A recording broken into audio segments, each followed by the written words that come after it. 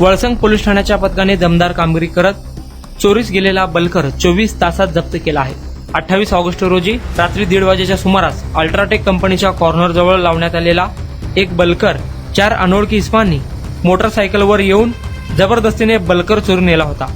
बल्करचे चालक सत्यम माशाळे यांनी वळसंग पोलीस ठाण्यात 4 इसमांविरुद्ध गुन्हा दाखल केला होता। सदर गुन्ह्याची दखल घेऊन वळसंग पोलीस ठाण्याचे प्रभारी अधिकारी यांनी पथके नेमली। पोलीस उपनिरीक्षक सागर पाटील यांनी साक्षीदार व संशयित इसमाकडे तपास केला। तांत्रिक विश्लेषणाच्या आधारे कर्नाटकातील रायचूर येथे जाऊन सदर बल्करचा शोध घेऊन 24 तासाच्या आत जप्त केला आहे। सदर प्रकरणी आरोपी निष्पन्न करण्यात आले असून पुढील तपास पोलीस उपनिरीक्षक सागर पाटील हे करत आहेत। सदरची कामगिरी वरिष्ठांच्या मार्गदर्शनाखाली वळसंग पोलीस ठाण्याचे प्रभारी सहाय्यक पोलीस निरीक्षक अनिल सनगल्ले, पोलीस उपनिरीक्षक सागर पाटील, पोलीस नाईक संतोष चव्हाण, पोलीस कॉन्स्टेबल शंकर पाटील आदींच्या पथकाने केली आहे। नारायण घंटे, लोकप्रधान न्यूज, सोलापूर।